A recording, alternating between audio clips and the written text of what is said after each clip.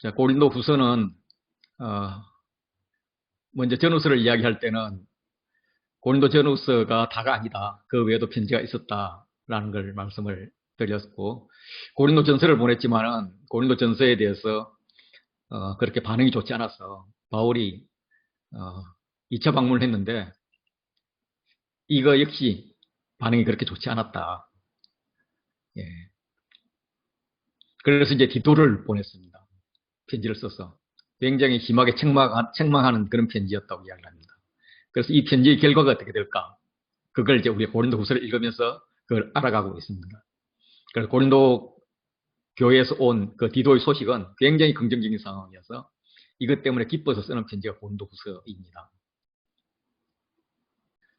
우리가 사장의 끝을 내면서 눈에 보이는 것과 눈에 보이지 않는 것을 언급했었습니다. 그럼 그게 도대체 뭔가? 구체적으로 뭔가? 하는 것인데, 눈에 보이는 것과 눈에 보이지 않는 것. 땅에 있는 우리의 장막집, 보이는 거죠. 그런데 보이지 않는 것. 예, 하나님께서 지으신 집입니다. 이 땅에 있는 장막집은 손으로 지은 것이고, 하나님께서 지으신 집, 이거는 하늘에 있는 영원한 집인데, 요 집이 무너지면 그때 이게 나타날 것이다. 라고 이야기를 합니다.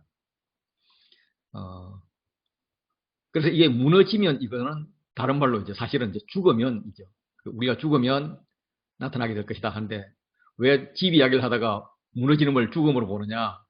그럴 때 이거는 우리의 육체의 부활을 이야기하는 건데 5장 이후에 보면 덧입기, 입음, 벗고자, 죽을 것, 몸으로 있을 때 이런 단어들을 통해서 이거는 몸 이야기고 부활체 이야기구나 하는 걸 알 수가 있습니다. 그래서 우리 몸의 기원이 현재는 육체이고요. 그리고 미래는 부활의 몸으로 가고 있는데 그 기원이 어디에 있는 것인가? 하나님의 기원인가 사람의 기원인가 하는 것입니다. 손으로 지었다는 말은 우상과 연결시킬 때 사용을 합니다. 그래서 손으로 짓지 않았으면 하나님께 기원이 있음을 강조하는 것입니다. 아담이 선과 악을 먹음으로써 하나님께로부터 온 몸을 망쳐버렸습니다. 선악과를 먹기 전에 우리의 몸은 앞으로 우리가 입을 부활체랑 같은 게 아닐까 우리가 이렇게 추측을 하는 겁니다. 그래서 그 부활체를 망가뜨려 버림으로써 이제 썩을 몸, 죽을 몸이 된 거죠. 예. 그래서 그 몸이 지금 우리가 입고 있는 몸인데 살아있다고 말을 하지만 결국은 죽을 그 몸입니다.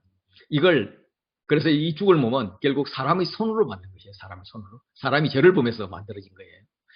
이걸 하나님이 다시 하나님이 지으신 집으로 회복시켜 주는 겁니다.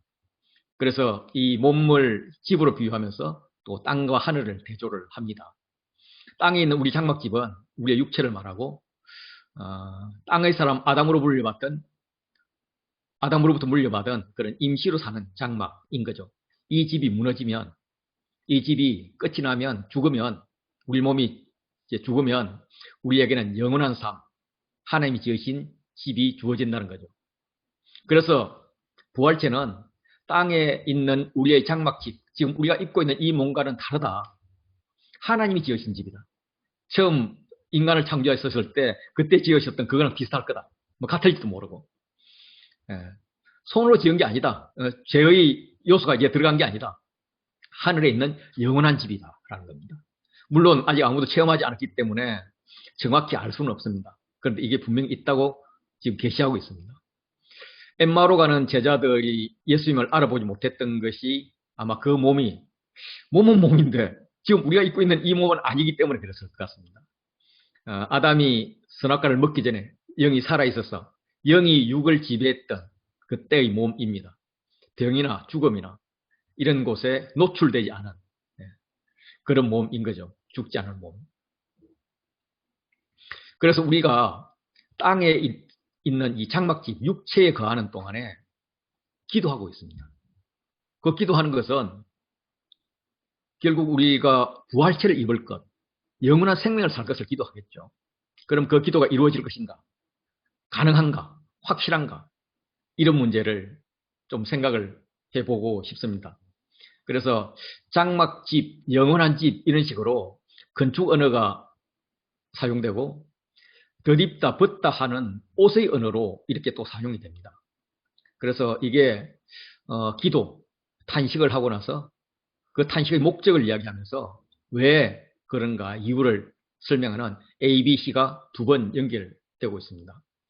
우리 그리스도인들은 육체 상태에서 탄식하며 기도하는 것은 하늘로부터 오는 우리의 처소를 덧입기를 사모하는 것이죠. 그래서 그리스도인들의 탄식은 뭐가 없어서 하는 것이 아니라 이미 주어진 우리 몸이 있지만 이것이 완전한 상태가 되기를, 죄를 짓기 전 상태가 되기를, 그때를 누리기를 갈망하는 그런 탄식이라는 겁니다. 그래서 그리스도인이 된 것만으로도 감사하지만 여기서 자기 만족과 영적 도취에 빠져서는 안 된다. 그리스도인들은 하나님이 예비하신 것을 계속 사모하면서 그렇게 기도하고 탄식하는 사람이다. 여기서 이제 덧입기라는 단어, 왜 벗은 자 이런 말을 쓰느냐 하면 당시 헬라 철학자들은 육체를 악의 권한 혹은 영을 가두는 감옥으로 봤었습니다. 그래서 육은 악하고 영은 선하다 이렇게 이야기했고 사람이 죽을 때에 악한 육체를 벗어버린다. 그래서 영이 자유롭게 된다. 뭐 이런 개념을 썼었어요. 그런데 바울은 우리는 그렇게 벗는 자가 아니다. 영육이 떨어진 게 아니다 라고 이야기를 합니다. 우리는 부활체를 입은 자로 발견되려 할 것이다. 부활체는 그냥 육체를 벗고 부활체를 입고 이런 게 개념이 아니라 우리의 육체의 기반 위에 다시 덧입는 것이다. 이렇게 이야기를 합니다. 이렇게 입으면 우리가 벗은 자들로 발견되지 아니함이라 라고 이야기를 하는데 이 말은 표준 세번역을 보면 좀 잘 표시가 되는데요. 두 가지 해석이 가능합니다.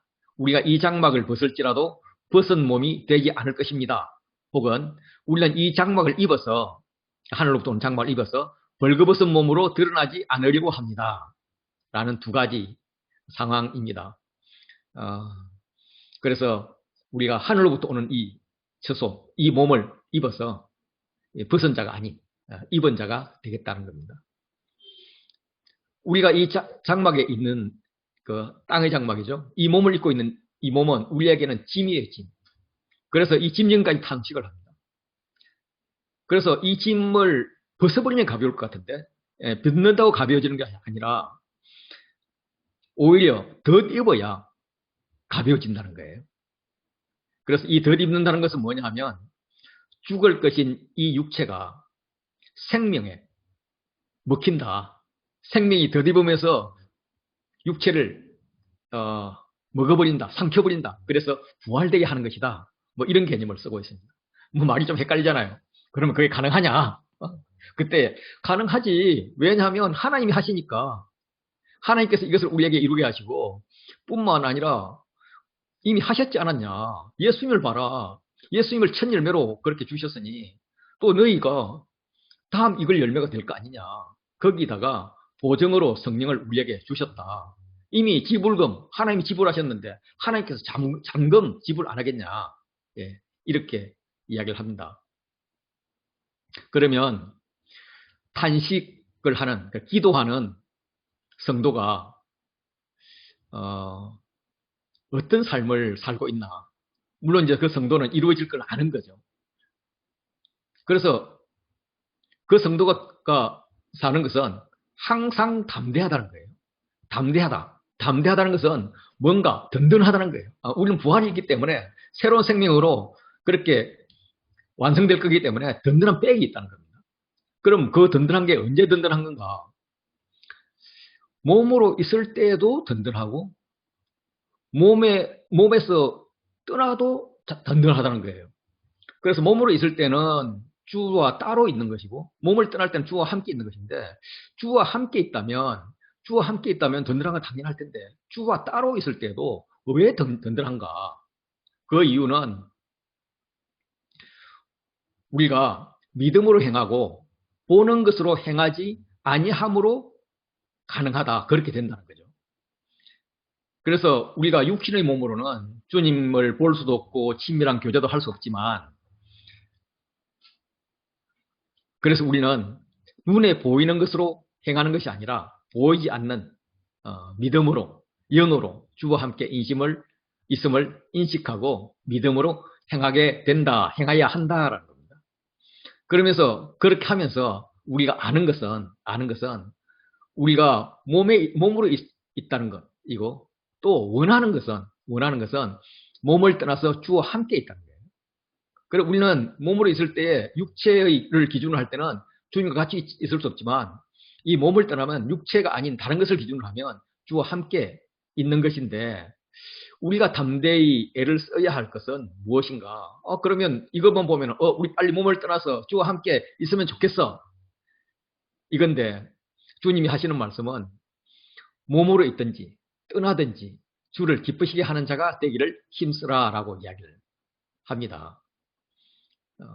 첫 번째 이야기는 니네들은 이 땅에 있을 동안에 몸으로 있을 때는 주와 따로 있기 때문에 그때는 보는 것으로 하면 안 돼. 믿음으로 해야 돼. 라고 말씀을 했다면 앞으로는 우리가 몸을 떠나서 주와 함께 있는 것인데 이거를 너무 기다리지 말고 몸으로 있든지 떠나 있든지 결국 주에게 어떤 식으로 기쁨이 될까 이걸 힘쓰라는 거예요. 왜냐하면 그 이유는 5장 10절 보면 우리가 다 반드시 그리스도의 심판대 앞에 나타나게 되어 각각 선악간에 그 몸으로 행한 것을 따라 받으려 함이라 라는 겁니다. 우리의 행동과 삶이 믿음이 근거하고 주를 기쁘게 하는 자가 되어야 하는데 왜냐하면 우리가 주와 함께 있기 때문에 부활체를 입고 천국을 하게 되겠지만은 그때에 다 반드시 또 각각 이렇게 그리스도의 심판대에서 이 땅에서 몸으로 행한 것으로 선악간의 심판 혹은 보상을 받아야 하기 때문이라는 겁니다. 행한 대로 하는 게 하나님의 유일한 심판 원리입니다. 그리고 구약에서는 이런 심판자를 하나님으로 이야기를 하고 있어요. 그런데 바울은 하나님 대신 그리스도를 심판주로 묘사하고 있습니다. 그리스도가 하나님임을 말씀을 하고 있는 거죠. 심판대에 설 자가 그럼 알아야 될 건 뭐냐? 가장 먼저는 주의 두려우심이라는 겁니다. 주의 두려우심. 우리는 주의 은혜를 잘 알죠. 그래서 어떻게 보면은 심판대 앞에 가는 게 굉장한 설레임이 될 것 같아요. 저기서 나는 천국 갈 거야. 굉장히 설레임이 될 텐데 바울은 두려우심과 심판을 말을 하면서 바울의 사역을 하나님도 알고 있다. 그래서 나는 하나님의 알려진 것에 대해서 두려움이 있다. 그럼에도 불구하고 하나님께 알려졌다. 또한 너희의 양심에도 알려지기를 바란다라고 이야기합니다. 다시 말해서 너희의 양심에 알려지지 않은 게 있다라는 거예요. 지금 바울이 하나님은 인정하고 있지만 그들에게는 오해를 사고 있는 것이 있다는 거예요. 그래서 알다라는 동사가 3번 반복됩니다. 알므로 내가 하나님을 안다. 하나님도 나를 안다. 그런데 너희는 모르는구나. 왜냐하면 너희의 양심으로 받아들이지 않았기 때문에 영으로 받아들이지 않았기 때문에 그렇다. 육체로 받아들였기 때문에 그러니까 너희도 영으로 받아들여서 우리를 제대로 알기를 원한다. 라는 거죠. 바울은 굉장히 오해를 받았고 바울의 사도성을 폐마하는 자들이 있다는 걸 우리가 알고 있습니다. 바울의 변명을 보면은 거짓 사도들이 어떻게 바울을 비난했는지를 알 수 있습니다. 자천이라는 단어를 통해서 추천서가 없다는 것을 비난했구나. 외모로 자랑한다는 이야기를 통해서 바울은 외모가 못생겼구나. 외모가 못생겼다는 말은 선생 자질이 부족하다. 우리가 이제 관리의 조건으로 우리 한국도 인원섭한 뭐 이렇게 이야기하잖아요. 신원섭한. 그래서 신수가 훤하고 얼굴이 잘생겼고 언변이 좋고 뭐 글을 잘 쓰고 뭐 이런 이야기를 하잖아요. 외모가 못생겼으니까 선생 자질이 부족하다는 거예요. 또 심지어는 미쳤다 이런 단어까지 써요. 성질이 그 사람 괴팍해. 와가 막 교회를 들쑤시고 다녀. 뭐 이런 건데 여기에 대해서 하나씩 바울이 이야기를 합니다. 외모로 자랑하는 자들에게 우리는 속마음을 보자. 바울의 마음을 보면 거짓 사도 당신들이 비난하는 것이 아무 근거가 없다. 이렇게 답을 해라는 거예요. 그렇게 하려면 나를 너희가 양심으로 알아야 된다라는 거죠. 일단 바울의 모습 한번 보겠습니다. 바울의 모습은 바울과 데크라 행전이라는 그 외경이 있는데, 위경이 아니에요. 외경이에요. 그렇게 우리의 경전, 성경 외에 참고로 쓰여지는 그런 책이에요. 거기에 오네시포로스라는 사람이 이고니온에서 바울을 접대하는 사람이었는데, 그가 이제 루스드라로 연결되는 길에 서서 디도가 제공해준 정보를 가지고 바울을 찾고 있었습니다.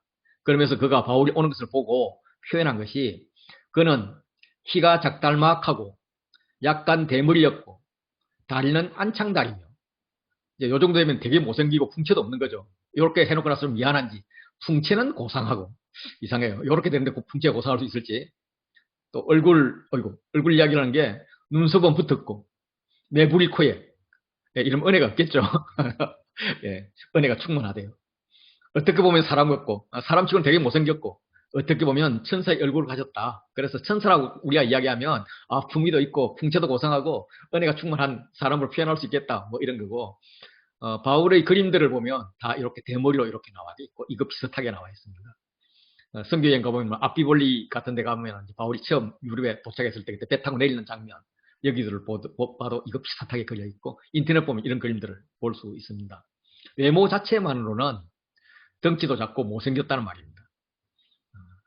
여기에 대해서 답변이라도 하듯이, 야, 우리는 모두 그리스도의 심판대에 설 것이다. 우리는 주의 두려우심을 안다. 그래서 군면하기를 종말론적인 삶을 살아야지. 그 심판하는 자들이 그렇게 외모 가지고 그렇게 따져도 되겠냐? 너희가 어떤 삶을 살고 있는지 한번 봐라. 외모를 자랑하느냐? 아니면 하나님의 마음, 하나님의 뜻대로 살고 있음을 자랑하느냐? 특별히 너희를 그렇게 속이는 그런 거짓 교사들이 어떻게 살고 있냐? 그것들의 삶이 외형을 중시하냐? 내면을 중시하냐? 그래서 그들의 외형을 본받지 말고 그들이 삶을 어떻게 살고 있는지, 그들이 말대로 살고 있는지 그렇게 봐라. 왜냐하면 너희들은 하나님이, 예수님이 직접 쓴 그리스도의 편지가 아니냐.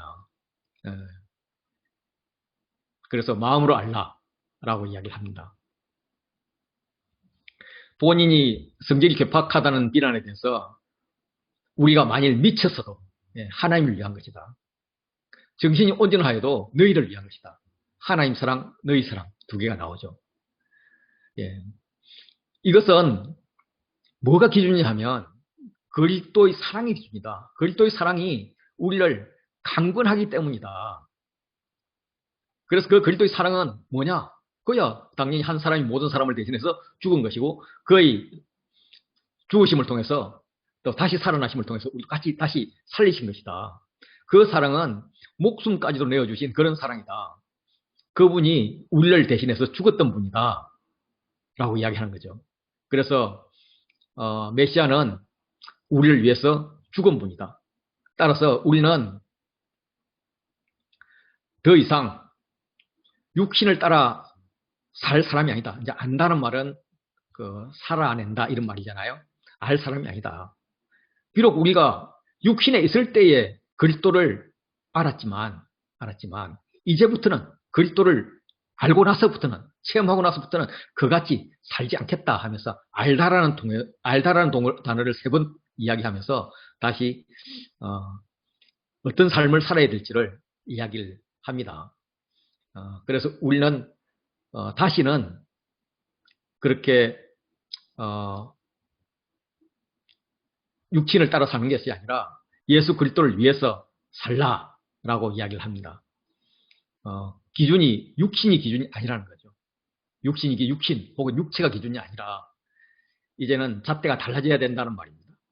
고린도전서에서도 이제 육에 속한 자와 영에 속한 자를 설명하면서 너희는 이 둘 중에 하나에 속해야 되는데 보니까 육신에 속한 자 같아. 성령을 받았고 예수를 영접해서 분명히 영에 속한 자야 되는데 하는 꼬라지 보면 완전 육에 속한 자랑 똑같아. 그러면서 육신에 속한 자라는 것을 이야기를 했습니다. 영적인 어린아이가 되지 말고 삶의 기준을 이제는 바꿔서 영적으로 점점 더 성숙해 갔으면 좋겠다라고 이야기를 합니다.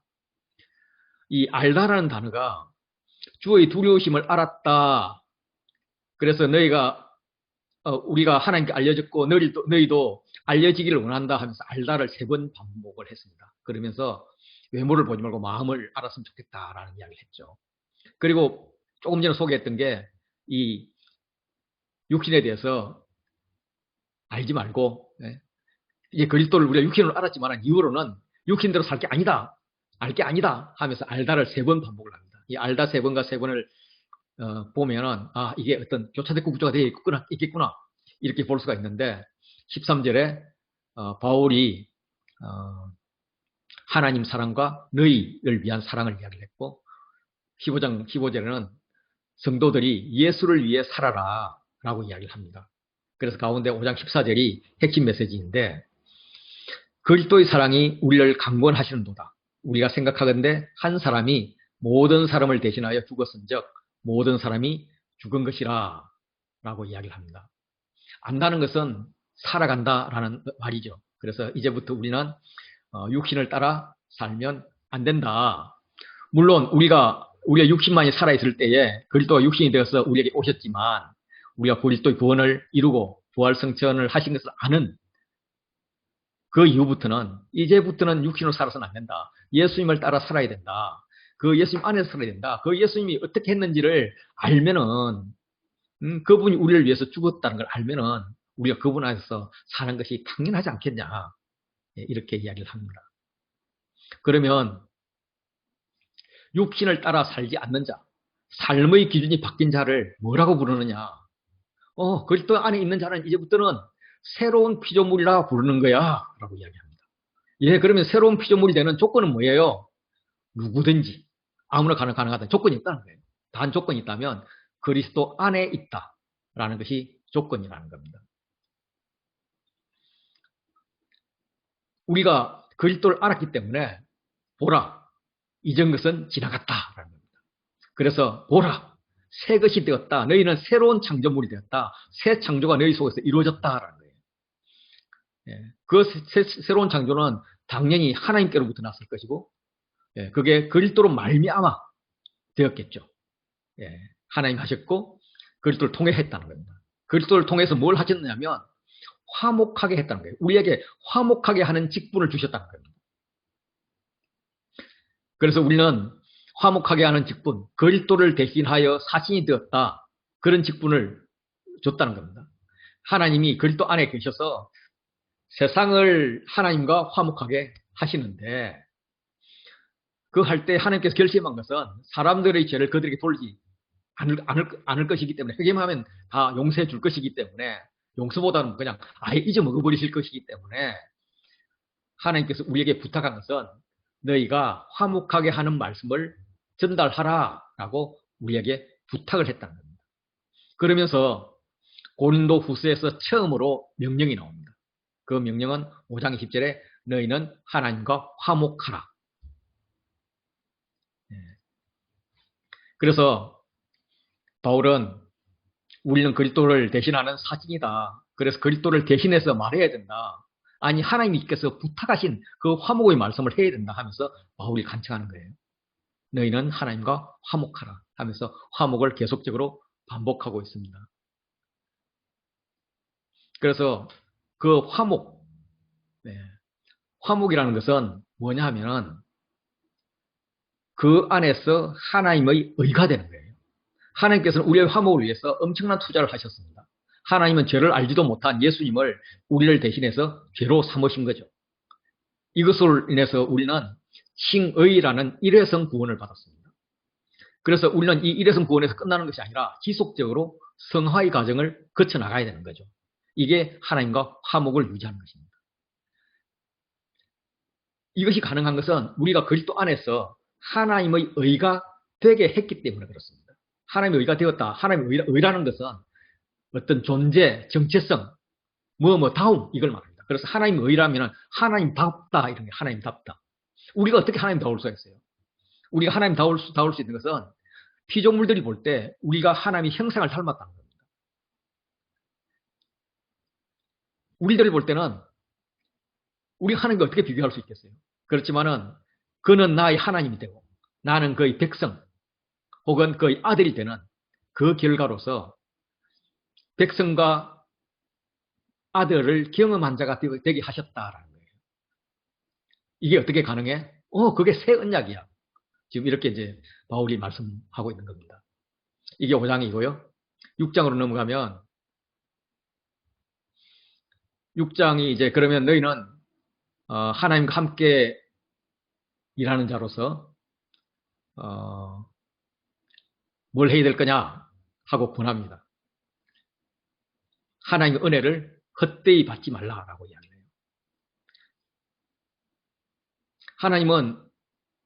바울은 하나님이 우리에게 주신 직분을 그동안에 쭉 여러 가지로 설명했고 5장에서는 화목하게 하는 직분, 그리스도를 대신하여 사신 이런 직분을 이야기하다가 6장에 들어오면 하나님과 함께 일하는 자, 하나님의 일꾼, 다른 말로는 하나님의 종이라는 표현을 이야기합니다. 그러면 그 하나님과 함께 일하는 자, 하나님 일꾼으로서 너희는 뭘 해야 될 것인가?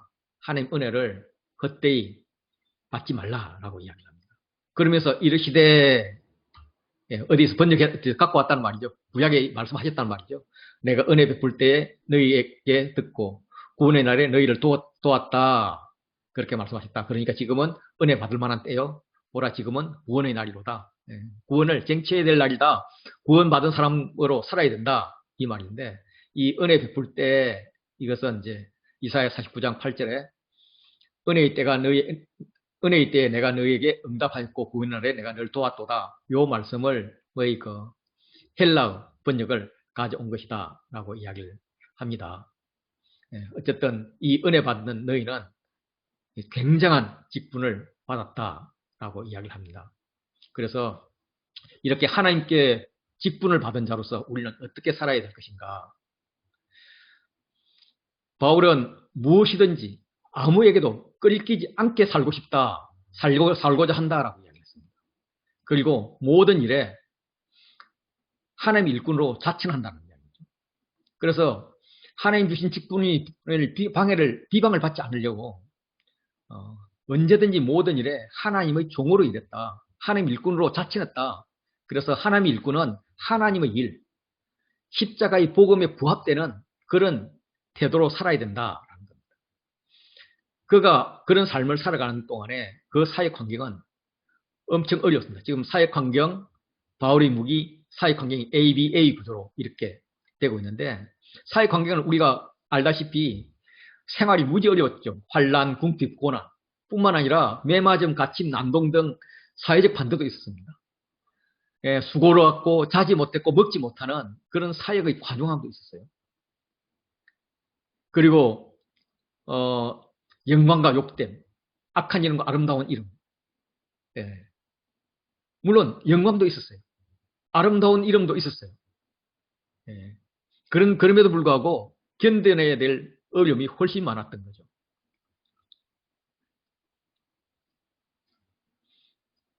그래서 이 영광과 욕됨, 악한 이름, 아름다운 이름으로 그러했다라고 이야기를 했는데 이 말은 뭐냐면 세 번역을 보면 좀 잘 표시가 나는데 우리가 영광을 받든 아니면 수치를 당하든 비난을 받든 악한 자라고 비난을 받든 아니면 아름다운 자라고 칭찬을 받든 우리는 직분에 충실합시다 이렇게 이야기를 합니다. 요 사역 환경과 사역 환경 사이에 바울이 가진 의의 무기가 6장 6절 7절에 깨끗함, 지식, 오래 참음, 자비함, 성령의 감화, 거짓없는 사랑, 진리의 말씀, 하나님의 능력 이런 하나님 주신 모든 거룩한 것을 의의 무기로 영적 병기로 무장했다라고 이야기를 합니다. 한 손은 공격 무기, 다른 손에는 방어 무기를 이렇게 들고 살았다라고 하면서 그걸 강조하고 있죠. 그 하나님의 일꾼에 대한 세상의 평가와 하나님의 평가는 대조가 됩니다. 그래서 하나님의 일꾼 정체성은 세상의 평가가 아니라 하나님의 평가라는 거예요. 뭐 같으나 이걸 사용해서 사람들에게 보이는 이런 모습이 있지만 속이는 자 같지만 우리는 참되다.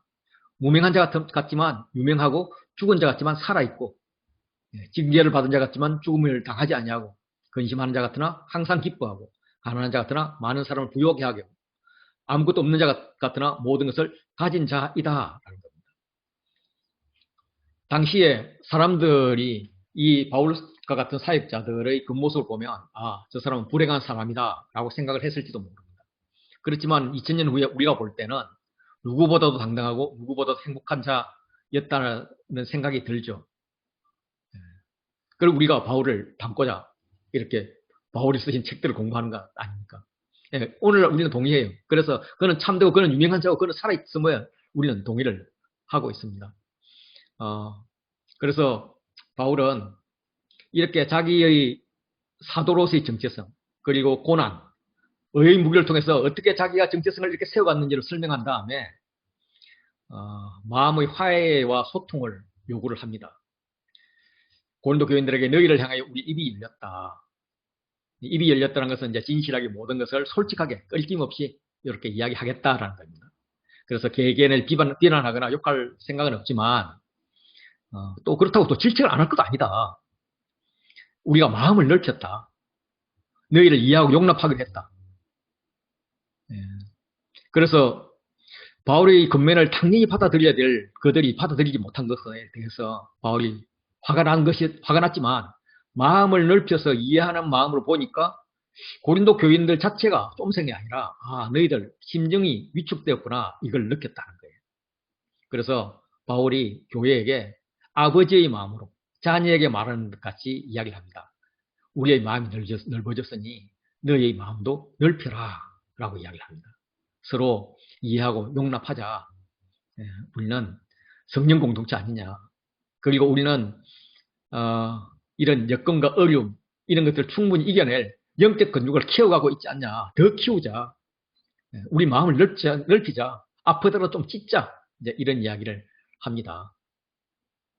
그러다가 마음을 넓히라는 게 6장 13절인데 14절 갑자기 너희는 믿지 않는 자와 멍에를 함께 매지 말라.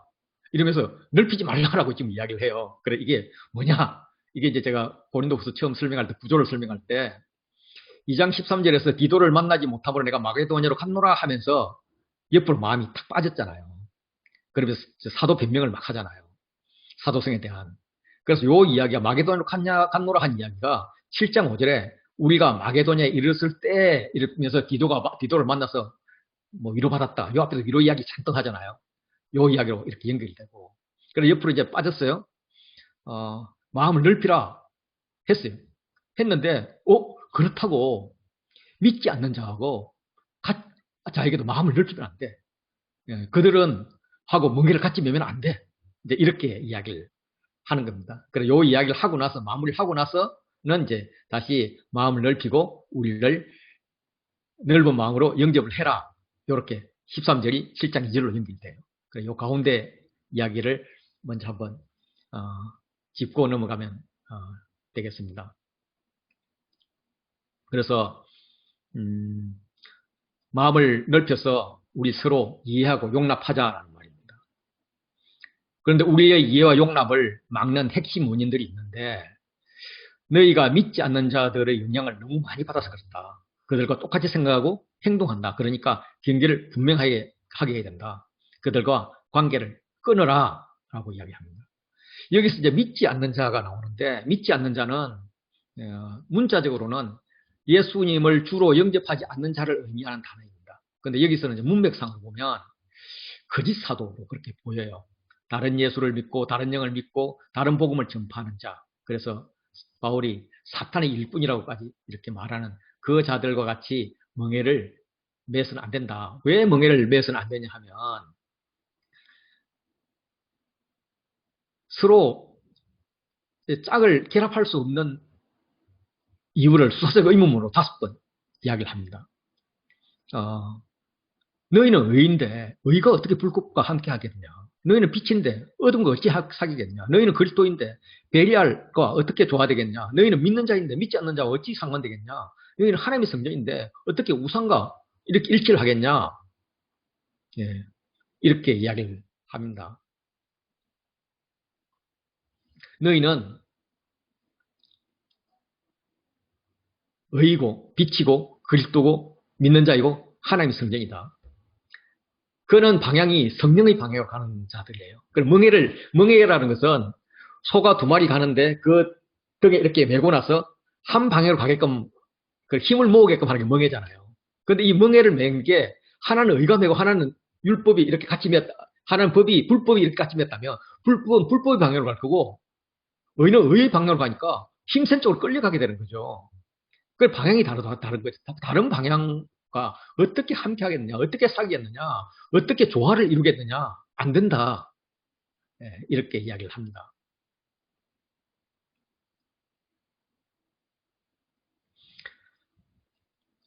하나님과 우리가 하나님의 성전이라는 것은 고린도 전서에서도 하나님의 성전이라고 이야기를 했었죠. 예, 그래서 성도들은 교회는 살아계신 하나님의 성전이라는 겁니다. 그래서 성전이 된 자로서 책임이 있는 거죠.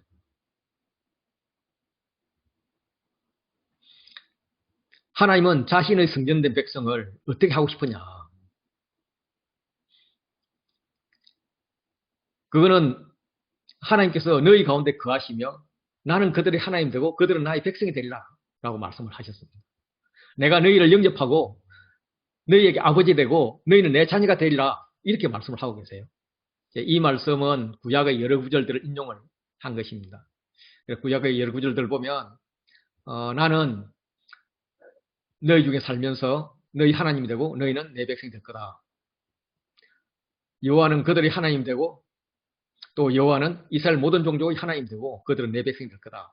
이렇게 하나님과 백성의 관계, 이게 이제 하나님과 백성의 정상적인 관계, 이스라엘의 정상적인 관계인 거죠. 요걸 이야기하고 또 하나는 사무엘하 7장 14절과 10편 2편 7절에는 또 나중에 요한계시록에는 아들 관계를 이야기합니다. 나는 그에게 아버지가 되고 그는 내게 아들이 됐다. 너는 내 아들이라. 이렇게 관계를 이야기를 합니다. 하나님의 뜻은 더욱 친밀한 관계를 유지하고 싶은 것입니다. 그래서 너희는 어떻게 해야 될 것인가?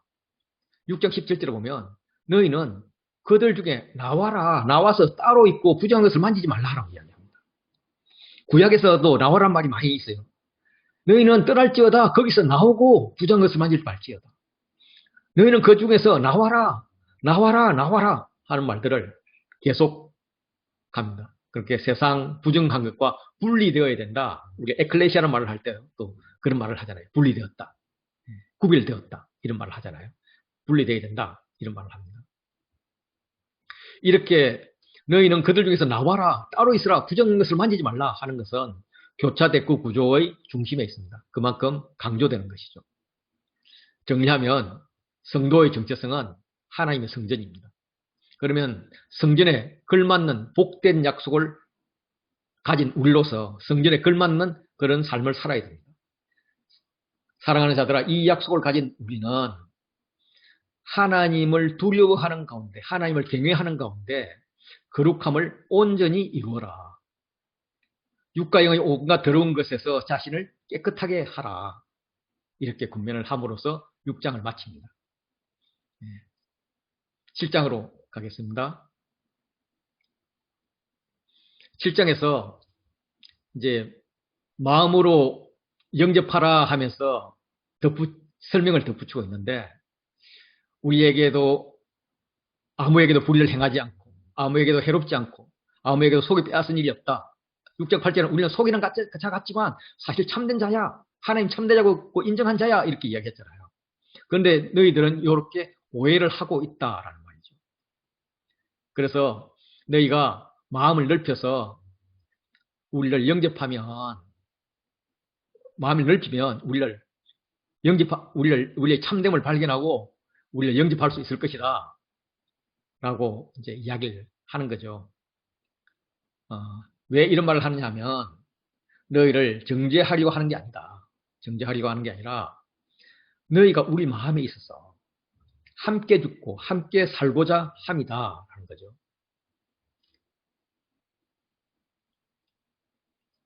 고린도 교인들하고는 바울이 생사를 같이 하는 공동 운명체이다.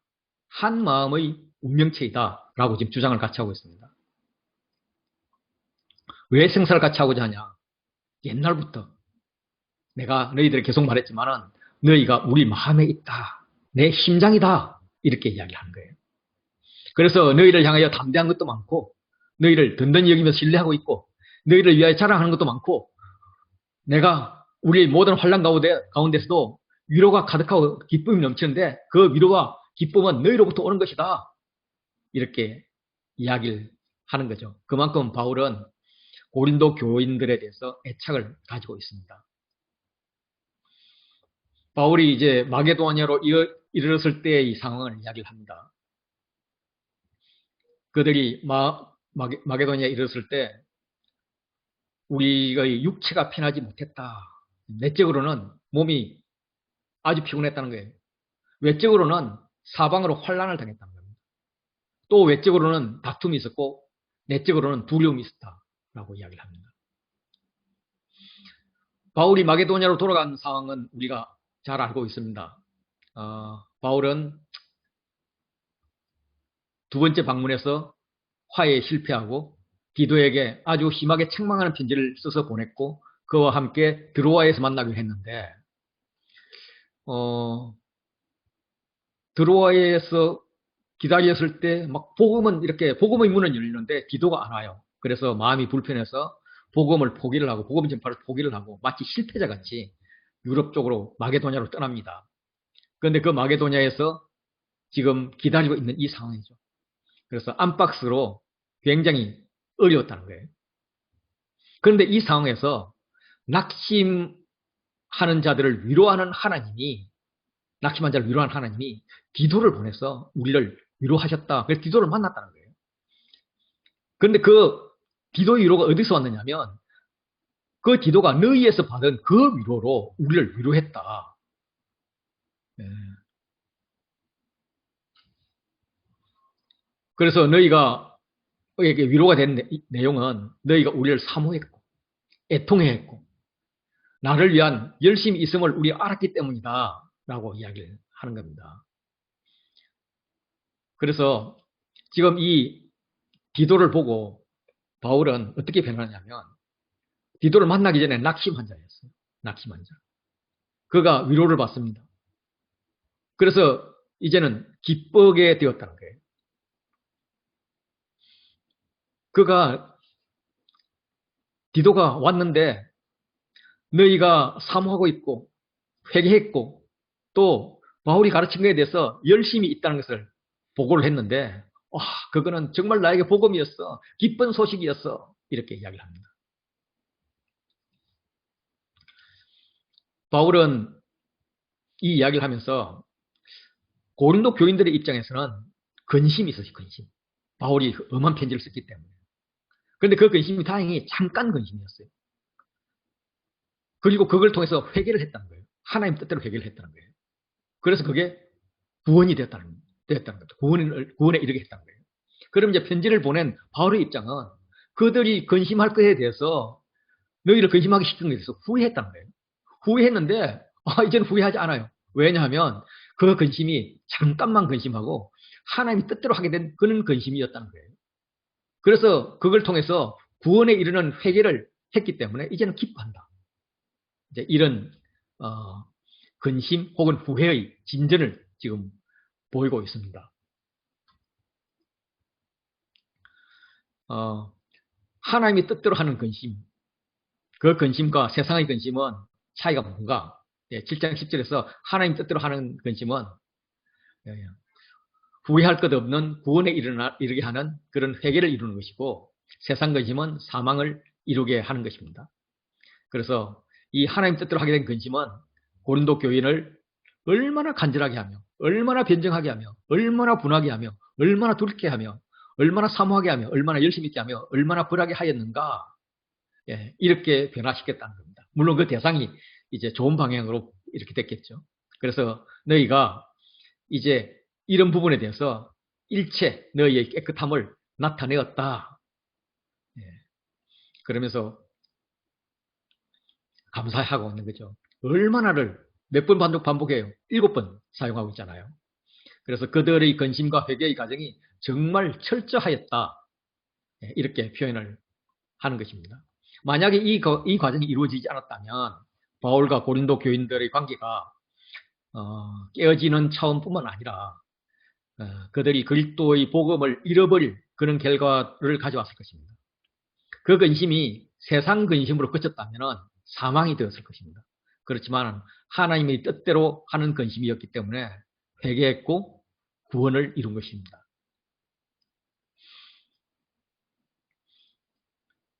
거기에는 간절함이 있었어요. 간절함. 바울이 이 편지를 쓴 것은 불의를 행한 자를 위한 것도 아니고 불의를 당한 자를 위한 것도 아니었습니다. 오직 이 편지를 마음으로 받아들이는 너희이고 그 간절함이 하나님 앞에 나타나게 하기 위한 것이었죠. 그래서 편지의 목적대로 보라, 하나님 뜻대로 된 이 근심이 너희를 얼마나 간절하게 했냐. 그 간절함을 통해서 우리는 기뻐함을 받았다. 그래서 기뻐함이 반복되고 있습니다. 우리가 이제 1장을 시작할 때도 위로와 근심과 위로가 반복되어서 나왔죠. 그리고 기쁨으로 마무리되었습니다. 이 7장에서도 그걸 마무리하는 것과 같은 관점에서 근심과 위로와 기쁨이 반복되고 있습니다. 그래서 바울의 자랑이 부끄럽지 않다는 거예요. 바울은 이제 고린도 교인들을 신뢰하게 되었다는 겁니다. 모든 사람들이 두려움과 떨므로 바울을 영접했기 때문에 또 순종했기 때문에 그렇다는 거예요. 거기에는 복음에 대한 간절함이 있었고요. 그 복음으로 돌아와 회복되길 바라는 그런 또 기도하는 사람들의 간절함이 있었다는 거죠. 그 결과는 위로였고 결과는 기쁨이었다라고 이야기합니다. 이렇게 이제 변정을 일단락하고 이제 연보로 넘어가겠습니다. 8장 9장은 사도적 변정과 사도적 변정 사이에 있는 연보 이야기입니다. 요 1장부터 7장이 고린도 교인들에 대한 변정이었다면 10장부터 13장은 거짓 교사들을 향한 변정입니다. 그 사이에 있는 연보, 구조적으로는 가장 중요한 것이죠. 고린도 후서의 그 연보라는 단어가 나오는데 이 연보라는 단어가 고린도 전서에는 로게이아라는 단어로 그야말로 연보입니다. 연보인데요. 고린도 후서에서는 로게이아, 연보라는 단어가 안 나와요. 8장 2절, 9장 11절, 13절은 마음의 넉넉함 이런 표현입니다. 이걸 그냥 연보로 의역한 거예요. 8장 20절에는 많은 양인데 양이 많다, 풍성하다 이런 것을 연보로 의역했고요. 9장 5절에는 복, 선물, 축복 이런 것을 연보로 이렇게 이야기를 하고 있습니다. 바울은 이 연보를 은혜라고 표현해요. 은혜.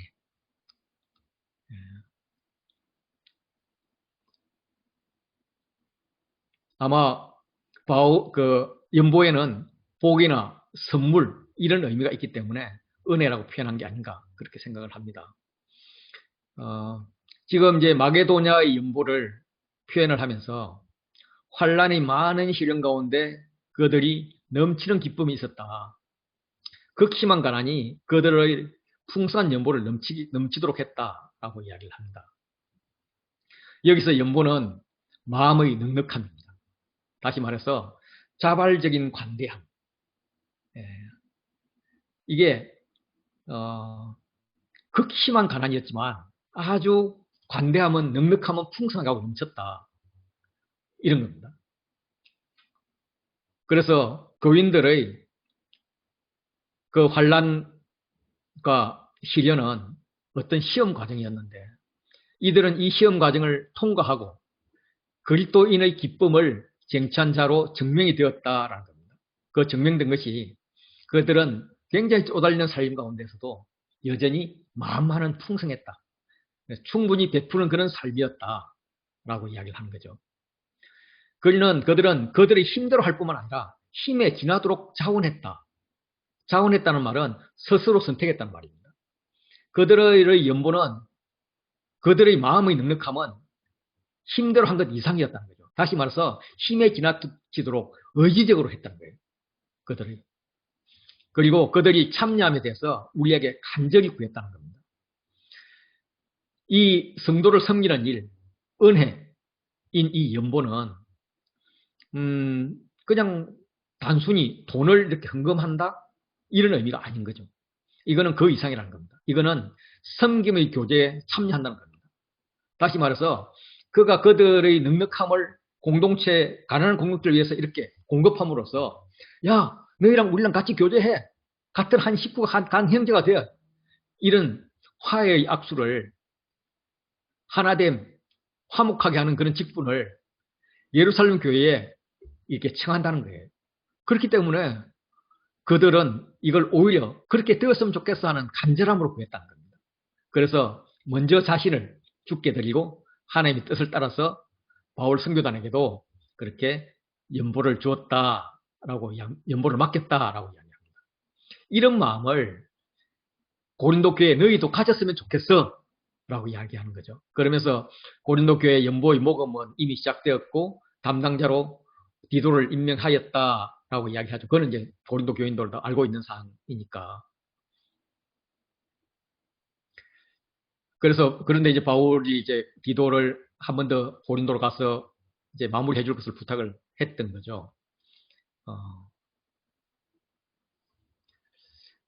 고린도 교회에는 풍성한 게 많았습니다.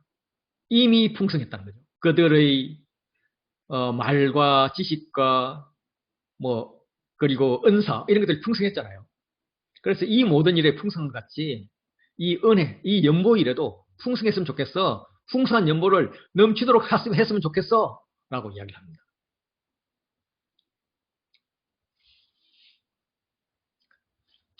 이 마게도냐 교회에 대해서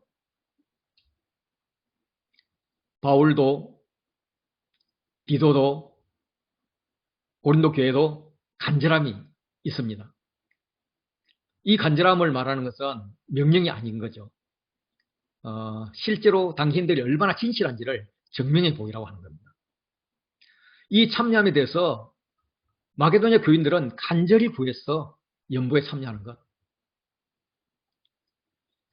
이 간절함은 풍성했는데 고린도 교회 너희도 이렇게 간절했지 않았냐? 기도하는 자들도 간절함이 있어.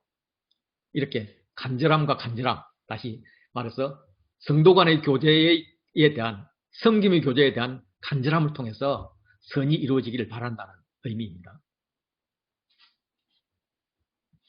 연보의 원리를 설명을 합니다. 8장 9절에서는 그의 가난함으로 말미암아 너희를 부욕케 한다. 예수 그리스도의 가난함. 다시 말해서 예수 그리스도는 부요하신 자였지만은 너희를 위하여 가난하게 되신 이유가 뭐냐 하면 그의 가난함으로 말미암아 너희를 부요하게 하려 하심이라는 거죠. 뭐 예수님은 당연히 부요한 분이었죠. 하나님이셨으니까. 우리를 위해서 가난해지는데 얼마나 가난해졌느냐면 십자가에 창피를 당하고 뭐 사실 뭐 신으로서 인간으로 온 것부터가 아주 가난해지신 거죠. 그리고 고난의 십자가를 지셨습니다. 그 이유는 우리는 이미 죄 속에 풍덩 빠져 있었기 때문에 우리를 그나마 죄에서 건져내려고 부유하게 하려고 했다는 거예요. 그는 부활하셨고 하늘에 오르셨고 우리가 그할 처소도 마련하고 있다는 거예요. 그래서 연보를 하라는 것은 그런 예수님의 가난하게 됨으로써 다른 사람을 부유하게 되라는 말인데 너희의 재정을 뺏어서 너희는 가난하게 하고 다른 사람은 평안하게 하는 것이 아니라 서로 균등하게 하는 것이다. 넉넉한 것으로 부족한 것을 보충하는 이런 균등하게 하는 것이다. 라고 이야기를 합니다. 지금은 너희가 넉넉함이 있어서 너희의 넉넉함으로 부족한 자들의 부족함을 채우게 되는데 만약에 반대의 경우가 있다면 그들의 넉넉함이 너희의 부족함을 채울 것이다. 예를 들어서 그들의 영적으로 넉넉함이 너희의 영적으로 부족함을 채우지 않았냐. 지금 이런 이야기를 합니다. 그러면서 거둔 자도 나무에 먹고 적게 거둔 자도 부족함이 없는 원리를 이야기를 합니다. 이거는 만나의 원리죠. 만나를 막 그냥 쌓여있는 그 만나를 막 자기가 욕심껏 이렇게 구했겠죠. 어떤 사람은. 뭐 대부분 그러지 않았겠어요. 했는데 나중에 다 거두고 보니까 거둔 자도 남음이 없고 적게 굳은 자도 부족함이 없는 각 사람에게 딱 맞게끔 그렇게 되더라. 그러니까 아무리 열심히 해도 아니면 그냥 하나님 주신 대로 하더라도 결과는 너희가 먹고 살 만큼 충분하다라는 것입니다. 이것을 이 세상에서 누려보자 라고 지금 강조하고 있습니다. 그래서 이 연보에 입각한 바울의 뜻은 뭐냐 하면 이게 구조가 이제 교차대구 구조로 되어 있는데 디도의 간절함을 6절에서 8절에서 이야기하고 16절, 17절에도 디도와 다른 사람들의 간절함을 이야기합니다. 디도와 간절함을 이야기하고요. 연보의 원리들을 이야기를 해요. 그리고 가운데 10절부터 12절이 있는데 이 연보에 대한 바울의 뜻입니다. 이 일은 바울의 뜻은 너희들에게 유익한 것이다. 그리고 너희는 이미 1년 전에 시작을 했고 너희가 원해서 했기 때문에 이제 하던 일을 성취하라는 것입니다. 그렇다고 없는 돈 만들어서 할 필요는 없고 있는 것으로 사정되는 대로 하라는 겁니다. 성도들에게 할 마음만 있으면 된다. 하나님은 없는 것을 받는 것이 아니라 있는 대로 받으시는 분이기 때문이다. 이렇게 바울이 연보를 어떻게 하라는 자기의 뜻을 이야기합니다. 고린도 교회에 대해서 전에 어떻게 명령을 했었냐면 그때 부탁하는 것은 매주 첫날에 주일에 각 사람이 수입에 따라 모아두라. 그리고 내가 가서 특별 헌금 안 해도 되도록 그렇게 하라. 그러면 우리가 인정한 사람에게 출전자까지 써주어서 너희의 연보를 예루살렘으로 가져가겠다. 이렇게 이야기했습니다. 그래서 지금 디도를 보내서 다시 한 번 더 연보를 독려하고 있습니다. 이미 너희 가운데서 시작을 했다. 그래서 이 은혜를 그대로 성취하게 하라라고 디도에게 부탁을 했다는 겁니다. 연보 모금책과 운송책이 나오는데 먼저 디도가 나옵니다. 디도. 그리고 그 형제가 나와요. 그 형제는 여러 교회의 택함을 받은 자입니다. 아마도 바울 선교단에 속한 자가 아니라 교회에서 추천한 대표자 같습니다. 아마 이들은 운송책으로 같이 가면서 바울 선교단을 이렇게 감시, 협력하면서 견제하는 그런 역할을 했던 것 같아요. 그리고 또 바울 선교단에서도 여러 번 확인한, 증명된 사람을 또 하나 더 추천을 합니다. 이제 왜 이렇게 추천을 하느냐 하면, 이 많은 돈을 운반하는데 위험이 두 가지가 있죠. 하나는 운반하는데 위험하다 하는 그런 이제 운반의 위험이고 또 하나는 연보를 사용하는 데 있어서 제대로 사용하는지 부정이 일어날 수도 있고 또 오해할 소지도 있고 그리고 이 두 개를 막고자 해서 디도뿐만 아니라 교회가 택한 자들 그리고 바울 선교단이 또 택한 자를 이렇게 같이 보낸다라고 이야기를 합니다. 그러면서 우리가 생각해 볼 수 있는 것은 그렇다면 이 연보를 운영하는 데 있어서는 그 사도행전에 나오는 게 있을 텐데 라는 생각이 들죠. 사도행전 20장 4절을 보면 소바드, 아리스타고, 세군도, 가이오, 디모데, 두기고, 드로비모 이런 사람들이 언급이 됩니다. 그리고 사도행전은 누가가 썼기 때문에 누가도 포함되었을 것이다 라고 우리는 생각을 합니다. 누가는 바울과 같이 갔기 때문에. 그래서 연보를 운송한 자들은 이들이었을 가능성이 상당히 높습니다. 물론 이제 정확히 알 수는 없죠. 그런데 재미있는 것은 디도가 안 나와요. 디도가. 사도행전에는 디도의 활약상이 전혀 나오지 않아요. 디도 이름도 안 나와요. 왜 그럴까? 이런 생각을 하는 거죠. 아마 누가는 디도랑 굉장히 가까운 사람이었기 때문에 그 가까운 사람의 이름도 행적도 전혀 표시하지 않은 게 아닌가. 이런 이제 추측을 합니다. 별로 도움 안 되는 추측인데 그냥 그런 거 재미로 해요. 네. 그래서 어떤 이들은 디도와 누가가 형제일 거다. 그리고 요 형제 중에 하나는 누가일 거다. 이렇게 보는 사람들도 있습니다. 뭐 그건 뭐 이걸 해석하는 도움이 안 되고 안 되지만 어쨌든 왜 디도라는 이름이 사도행전에 안 나오지? 이런 이제 생각을 할 때 해볼 수 있는 추측입니다. 이 연보 및 운송책을 바울 성교단교 교회의 대표로 임명한 이유는 요 구조도 또 디도와 디도로 시작해서 그 형제 한 형제가 나오거든요. 그리고 20절, 21절이 나와요. 이것을 조심하면 조심한다는 거예요. 선한 일에 조심하려 함이라 조심한다는 거예요. 뭘 조심하느냐? 이 계획의 연보에 대해서 아무도 우리를 비방하지 못하게 하려 함이라. 그래서 이런 재정의 관리에 있어서 조심함, 이 조심함을 이야기합니다.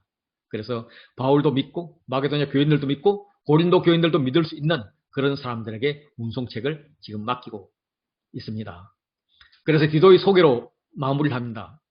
디도는 나의 동료요 너희를 위한 나의 동역자다. 그리고 우리 형제들로 말하면 여러 교회의 사자들 그리고 그리스도의 영광이다 라고 이야기를 합니다. 그들이 그리스도의 영광이라고 대단한 칭찬을 해요. 그들의 사역을 통해서 메시아의 영광이 드러난다는 이야기입니다. 이것의 특징은 간절함인 거죠. 간절함. 계속적으로 간절함이 나타납니다.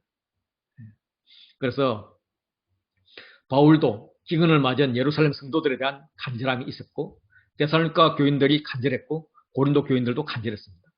디도와 함께 가는 형제들도 간절함이 있어서 하나님의 선한 일이 진행되고 있는 거죠.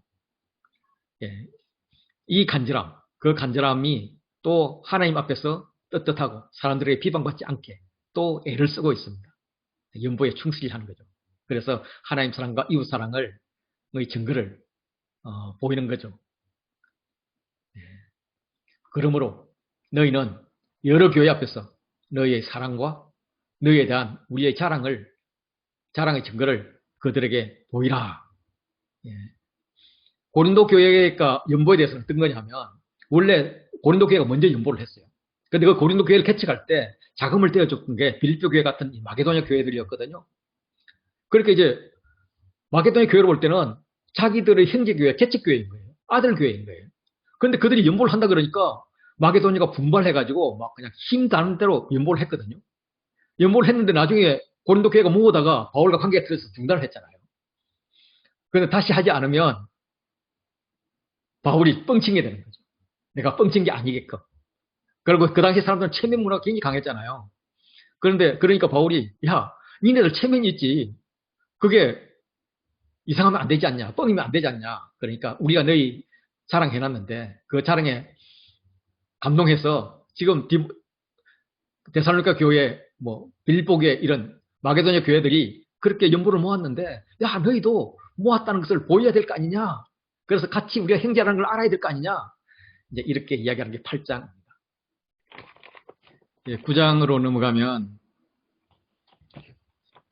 성도를 섬기는 일에 대해서 질문이 나옵니다. 그래서 그거에 대해서는 너희에게 쓸 필요가 없다라고 합니다.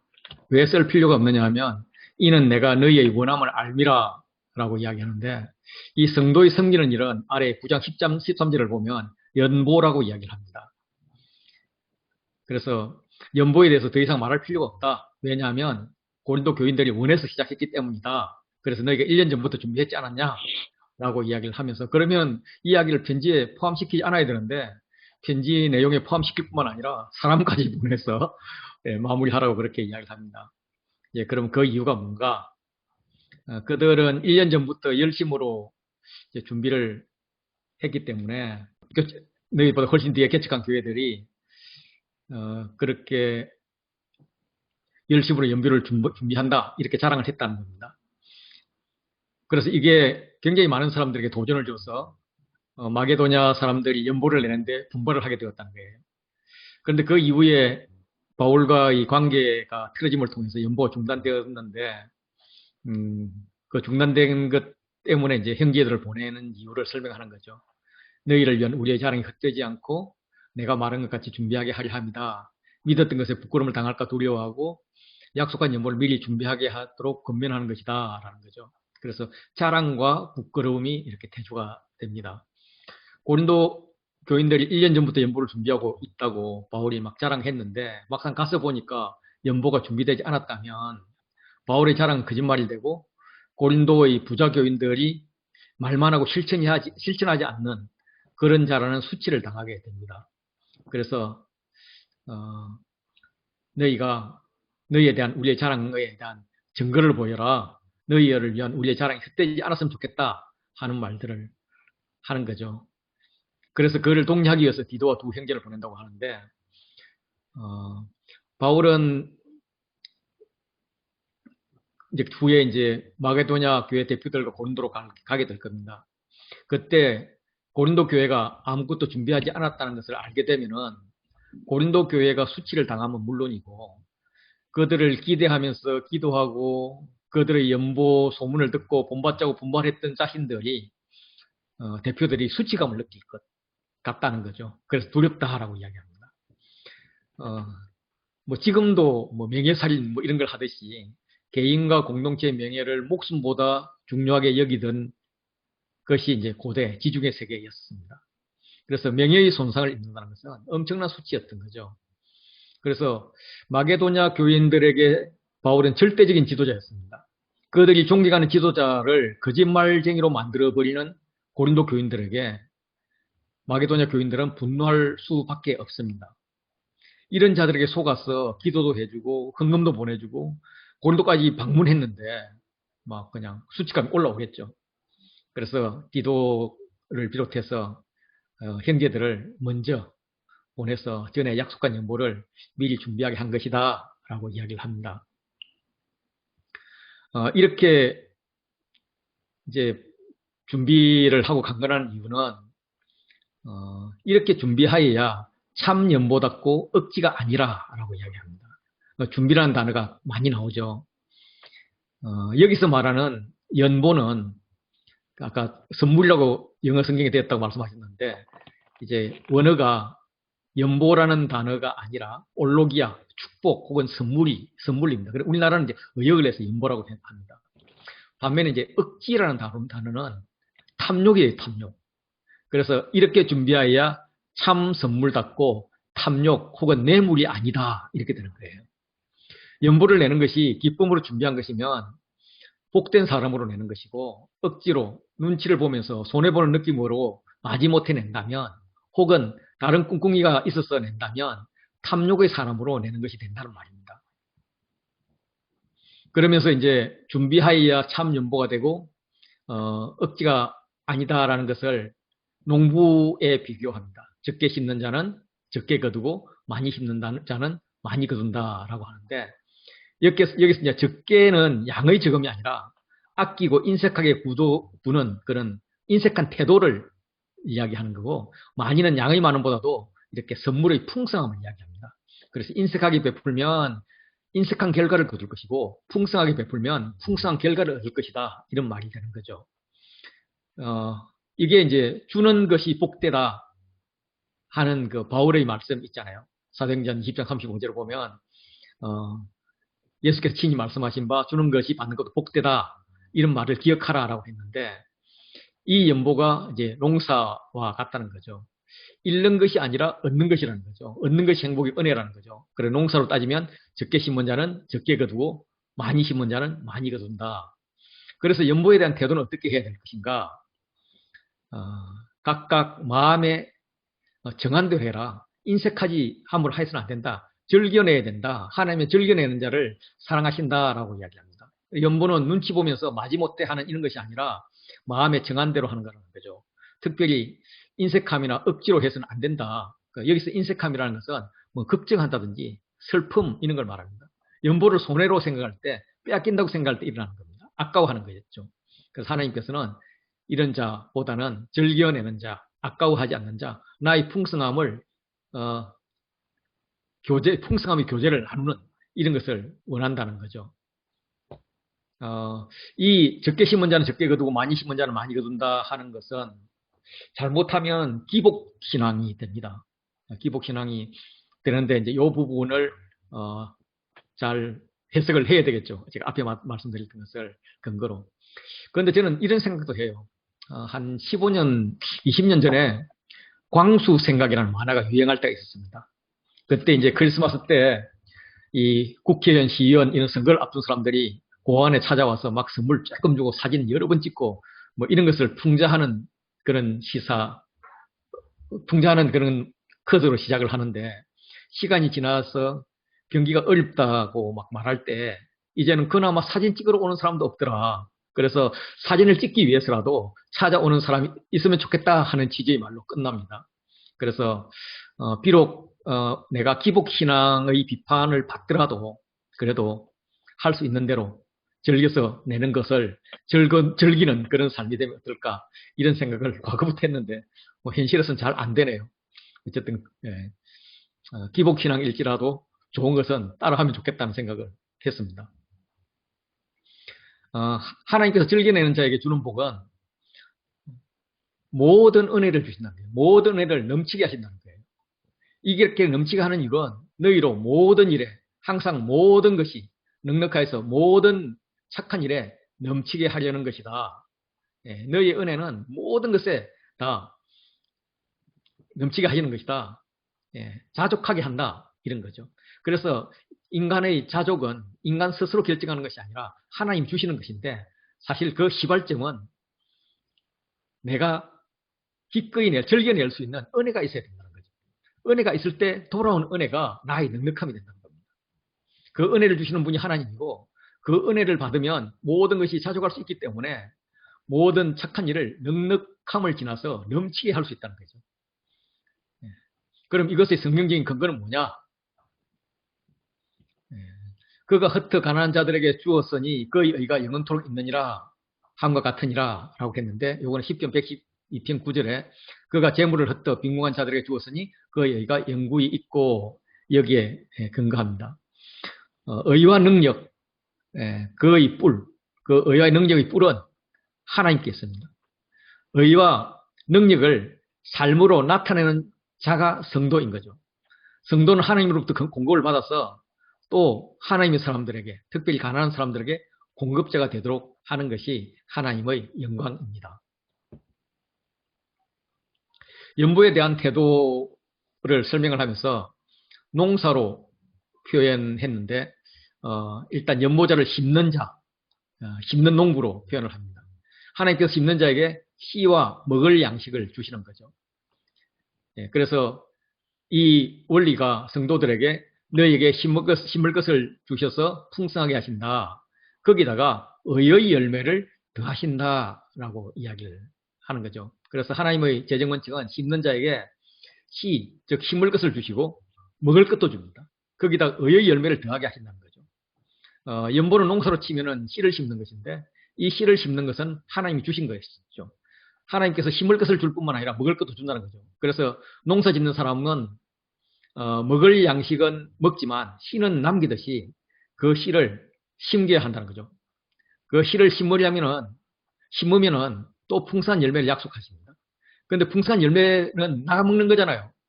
그것뿐만 아니라 의의 열매까지 더하게 하신다는 거죠. 다시 말해서 내가 먹고 남에게 베풀 것이 있다는 거예요. 그래서 연보자는 모든 일에 항상 모든 것이 넉넉해서 모든 착한 일을 넘치게 하는 겁니다. 이게 하나님의 의예요. 그의 의예요. 그런데 그것을 갖다가 너희가 모든 일에 넉넉해서 너그럽게 연보를 하면은 그들이 우리로 말미암아 하나님께 감사하는 거죠. 그들이 우리에게 감사하는 게 하나님께 감사하는 거죠. 왜냐하면 이게 너희의 의의 열매라는 거죠. 너희의 의의 열매. 그래서 결국 하나님께 감사는 성도가 했던 작은 넉넉함을 통해서 그게 너희다움의 열매가 된다는 겁니다. 하나님의 자녀다움. 결국 그거는 하나님을 닮아감 이렇게 되는 거죠. 하나님 형상을 취함 이렇게 되는 거죠. 그래서 연보를 받는 자는 연보하는 자를 고마워할 것이고 공급하신 하나님께 궁극적으로 감사하게 된다. 이걸 보면서 연보하는 자도 은혜다 하면서 감사하게 된다는 거죠. 이게 의의 열매입니다. 그래서 연보는 하나님이 공급에서 시작되어서 하나님에 대한 감사로 끝을 맺습니다. 그러면 연보란 무엇인가? 연보는 이것의 봉사의 직무라는 거예요. 성도들이 해야 될 봉사의 직무라는 겁니다. 연보는 해도 되고 하지 않아도 되는 그런 것이 아니라 성도들이 해야 될 봉사의 직무입니다. 그래서 이것은 부족한 것을 봉사할 뿐만 아니라 하나님께 드리는 많은 감사로 말미암아 넘쳤다라고 이야기를 하죠.